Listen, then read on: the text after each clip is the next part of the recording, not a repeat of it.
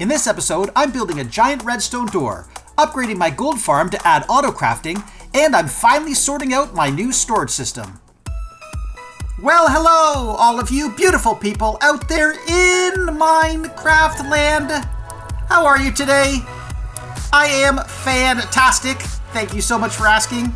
My name is Vid, and welcome back to another very exciting episode on the IgnitorSMP. This is Season 3, Episode 12, I believe. Beautiful. And check out this awesome bridge that Neatree's built. I am at GGJ's base because I have been promising him for several weeks that I would build him a brand new redstone door. And that starts by filling up this giant hole right here that I've left behind at GGJ's base. This hole I built about 3 weeks ago or something like that because I wanted to basically leave enough room to build all of the redstone components. I'm going to be building a giant flying machine that starts down here somewhere. Well, not all the way down here. And then flies all the way up. And that's how the door is going to be opened and closed. Oh, if I can get out of here. Whee! All right, enough talk. Let's hit that time lapse.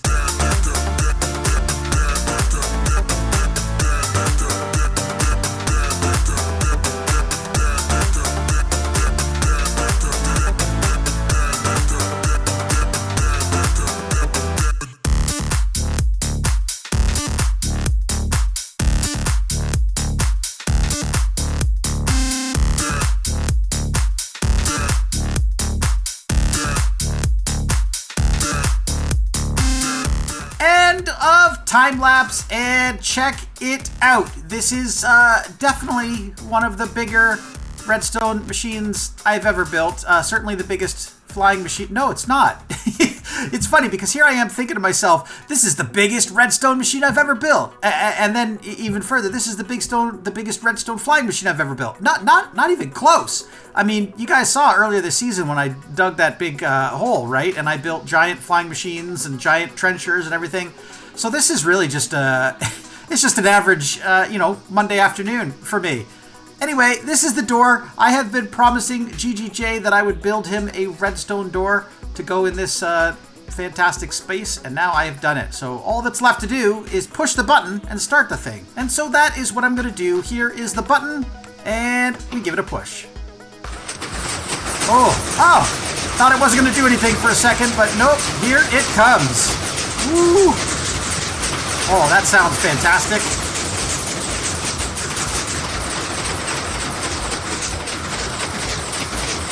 And it should stop flush. There it is. Beautiful. Looks good. I like it. Too bad I have to have this this at the very top. Now that I'm thinking about it, I should have designed this better so that the top was actually flush and not slime blocks and honey blocks, but I think they're necessary for some component of it. So let's see it from the outside. All right, I'm going to push the button to close the door again, and then I'm going to go quickly into free cam. So here we go. Button and free cam and out. And it started to go up and then it stopped. So that's a problem.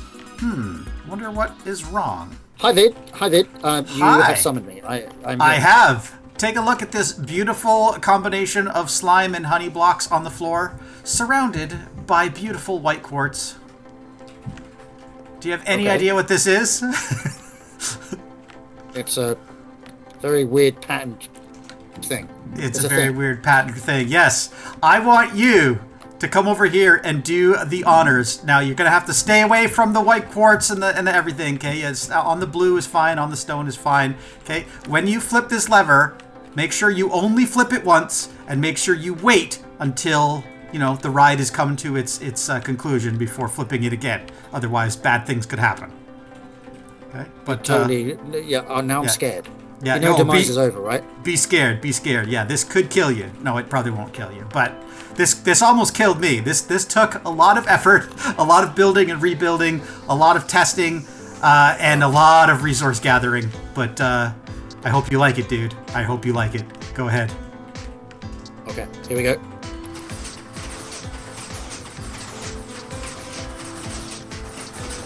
Oh my. There it is. I had to turn my block sounds down just to make sure it actually didn't sound horrible. Sorry, I didn't hear what you said. It's a little bit loud. I said you need to turn your block sounds down. Go ahead, look behind. Oh, I guess there's some spawning spaces down there. I'll have to take care of that later, too. But check this out. This is insane. Yeah. Dude, you are a rep. That is... Oh, my goodness. Do you want to stand on this side while I flip the button and make it go down again? Yeah, I want to turn my block sounds down, though, because I'm dying here. No problem. You let me know when you're ready. I will flip the switch one more time. Yep, go. Okay, sorry, just gonna kill this zombie. Here we go, and you killed the operator. Oh, turn them right the way down now. Oh, I can hear it now. It's not the fastest thing in the world, but it's pretty. Yeah, but I didn't want it fast. This is amazing.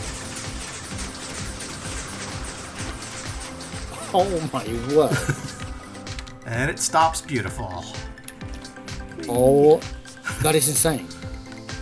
So I have a question. If I was to put carpets on this, would it mess it all up? It would mess it all up. Yeah, you can't. Okay, so no carpets. Okay. Yeah. Right. Okay. Oh, you can't put carpets on that? No, unfortunately, just because of the way, like, I need to have this obsidian frayed at the top because the slime in the honey block has to hit the obsidian and stop. I can't even put another kind of block up here because it would break everything, unfortunately. Mate, this is all I need. This is beyond my wildest dreams. This, like, when we first when we first talked about this, I had no idea it was going to be this cool. I want to do it again. Wait. I've got to do it again. This just gets better. There you go. That is absolutely insane. Just before you logged on, I mean, like 5 seconds before you logged on, I activated this machine and it broke. And I was like, no! But then, like, I realized I put a button here instead of a lever. But luckily, all I had to do is replace the button with a lever. And when I flipped the lever, somehow, like magically, and this never happens. Anybody who knows flying machines will know this is impossible. Somehow it fixed itself. And I'm in shock. I have no idea how that worked, but it fixed itself. And now so you're telling me that when I break this, I notice what I said. When I break this, it's gonna fix. It's automatically fixing itself. Oh, I promise nothing of the sort. No, but this time it did happen to do it. The one thing I will tell you, you can guarantee to break this machine if you flip this lever on and off quickly. So don't do that. So in other words, keep Ionite and Zero away from it, yeah? Yeah, this is a, like, flip the lever, make sure the machine fully opens or fully closes before you touch the lever again. Otherwise, yeah, bad things could happen. But once it's fully closed, yeah. Oh, yeah. And also, feel free to change the design on the other side. I know you had said quartz, and so I kind of used some quartz slabs and some quartz stairs on the other side. But the whole outside wall is basically just honey blocks and slime blocks, and you can just replace the quartz with anything you like. That is amazing. Thank you so much. This is incredible. And now on to project number 2. Some of you may know my biggest pet peeve in all of Minecraft, and some of you may not. I'll tell you what it is. My biggest pet peeve is having a gold farm and having that gold farm spit out gold nuggets and then having to craft those gold nuggets into gold ingots and then having to craft those gold ingots into gold blocks. This takes way longer than you might think. For example, let me just come over here and grab some of these guys right here. This is just a few nuggets. Now imagine this was a full chest, but I'm just taking the one set. I have to come to the crafting table. I have to turn that into nuggets or into ingots, and then I have to turn that into blocks, and that's 7. And then I put them over here, and then I continue down the line and fill up my inventory. You fill up your inventory twice from each chest. So that's 1, 2, 3, 4, 5, 6, 7, 8, 9, 10, 11, 12, 13, 14, 15, 16, 17, 18. Basically, it's a bunch of times. Every time you run this farm, you AFK for a long time, you end up with all these chests full of gold nuggets. I don't want to do it anymore. I just don't want to do it anymore, but I don't have to, because for some of you, you may know that we have this thing now. We recently upgraded our server to 1.20.4, and we enabled experimental features. And we got this guy. If you've never seen this before, this is the most important block in Minecraft. that's come around in the last, I don't know, 100 years. Yeah, let's just say the most important block in 100 years. That's exactly what it is. In vanilla Minecraft, we now have an auto crafter block. It's just called the crafter, but what's really cool is you can use a hopper, you can feed into this things, you can set up crafting, and then you just feed a redstone signal into it like a pulse, and it outputs an item. Basically, to make a long story short, I'm going to give this system a massive overhaul, a massive upgrade, and I'm not going to have to craft anymore. So, for the second time this episode, let's hit that time lapse.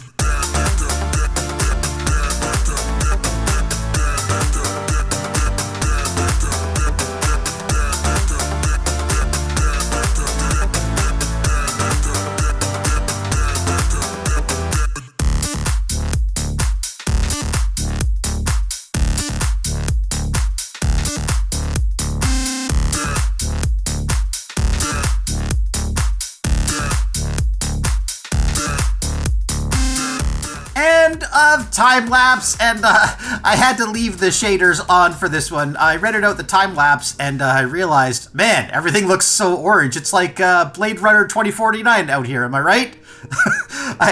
This new shader pack I'm using, which is complimentary shaders, by the way, but this is the latest version. It makes the Nether, well, at least this biome, look really orange, and so it wasn't, you know, terribly distracting to you when I came back to just the bleak normal Nether. I thought I'd stay in shaders while I do this explanation. So here it is. Here is my brand new auto crafting gold farm collection system. And it's kind of hard to tell from this sort of mishmash of stuff, but really it's 4 modules. So let me break it down for you here.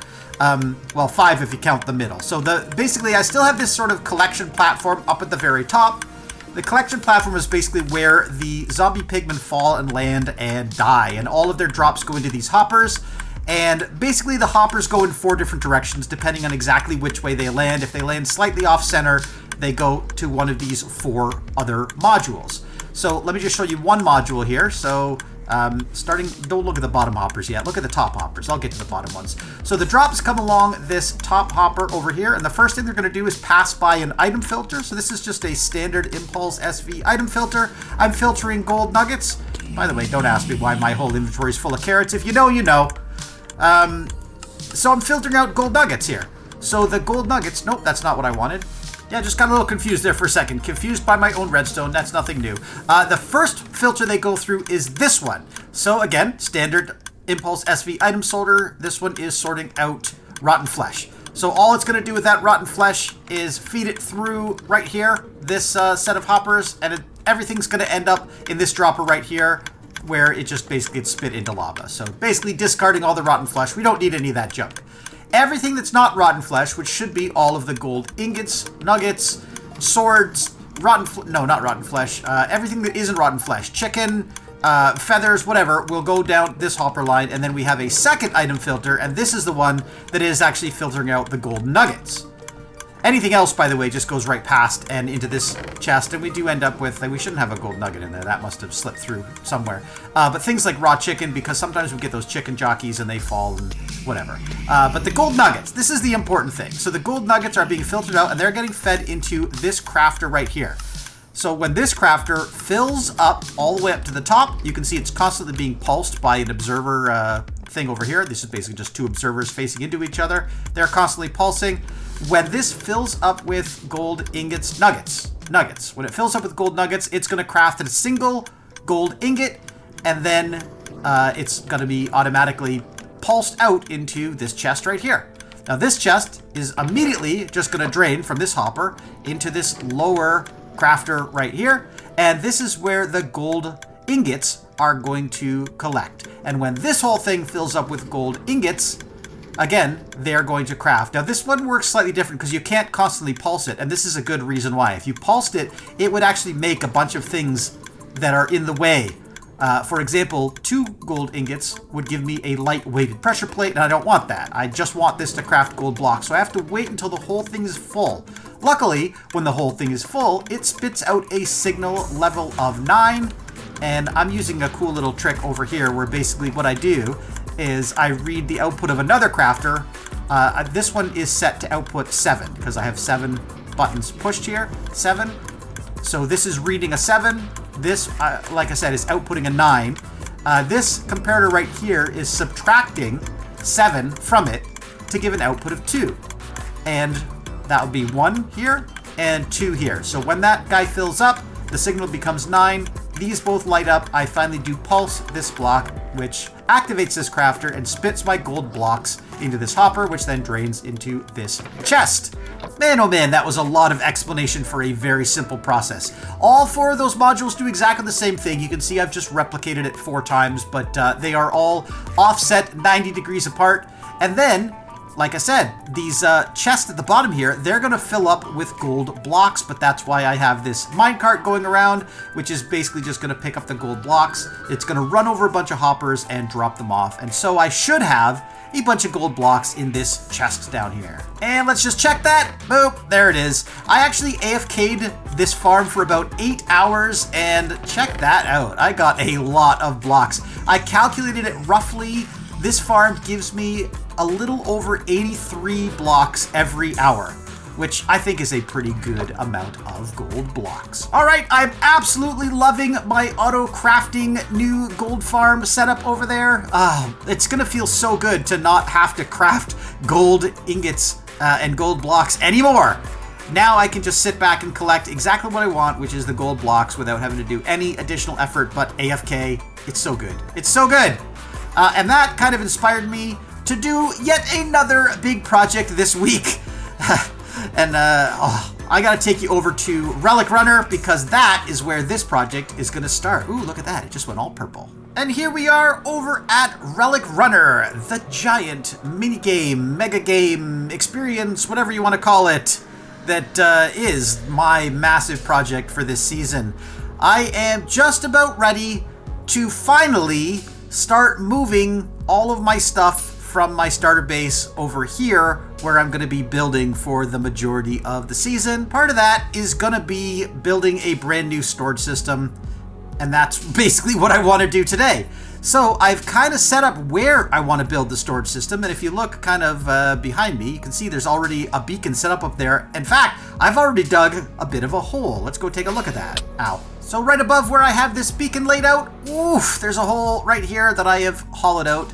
And this is going to be my storage system. Look how close I am to Relic Runner and everything. I'll be able to hopefully hear the game sounds and everything that are playing in here. But also, this is really cool. This is enough space that I'll have storage on both sides. I thought this was actually pretty cool, because check this out. This cave that's on the back here, well, it goes all the way through the mountain. So it's actually a dual entrance, actually a triple entrance, because right up here at the top, there's another way in. I can come in right here, and then this should lead me right down into the storage area as well. So I thought this would be a great place to put what looks like kind of a storage tunnel. It's going to be fully automated, fully self-sorting storage. I always get into the same habit every season of building a very similar storage system, and so, yeah, no surprises. It's going to be basically the exact same storage system that I built in Season 1 and Season 2, but this one, it's more catered to the way I use storage. Every season I learn a little bit from my, not mistakes, but I learn a little bit more about what makes a good storage system for me, and so I think you're going to like it. Plus, I love the design. I went kind of crazy this season. So anyway, without further ado, for the 3rd time this episode, let's hit that time lapse.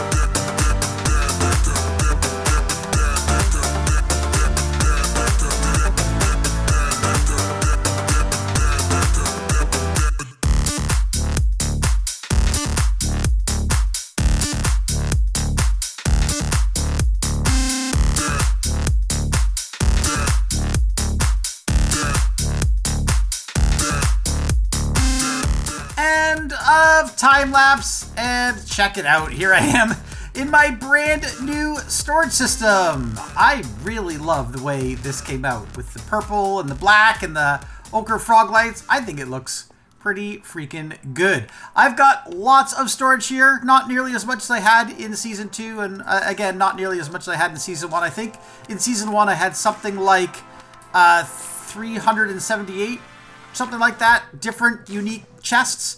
And then in Season 2, I think I had about 150-ish.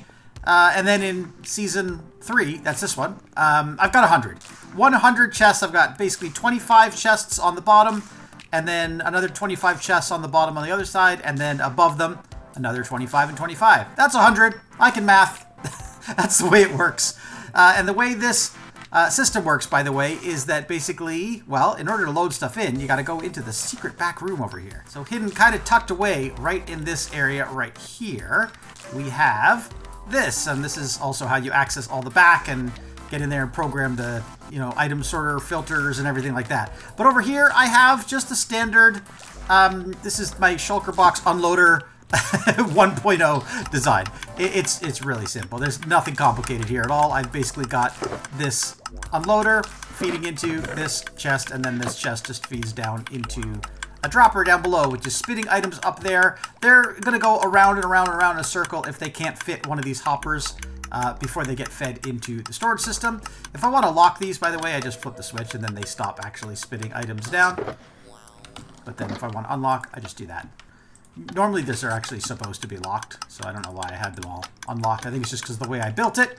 There it is. And then the items all filter in, and the way they work here is that they'll actually go across the whole top row, and then they kind of go across in some hidden hoppers back there, and then across the top row here, and then down, and then back again across the bottom row, across, and then back all the way. So these last set of chests right here are unfiltered chests. See, these are the chests where all of my overflow is going to happen.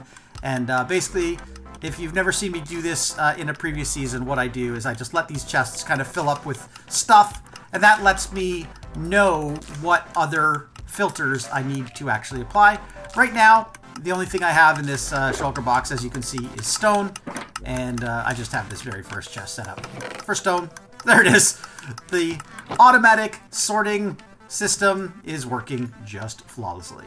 And in case you missed it when I was showing off the storage system behind, this area right here is reserved for my nether portal. Check it out.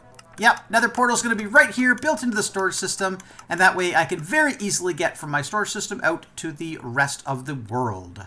And that, my friends, is where I am going to end this episode. So if you like this episode, hey, show your support by clicking the like button. And if you want to see more great content from me, feel free to subscribe to this channel as well if you're not subscribed already. Make sure you check out the links to all of the Ignitor members. They're listed in the description down below. And if you want to watch more great content from me, you can start with the playlist of Season 3 episodes, which is on the screen right now, or you can check out the video below it, which is the video that YouTube thinks you would like to see next. Anyway, thank you guys so much for watching, and I'll see you in the next episode!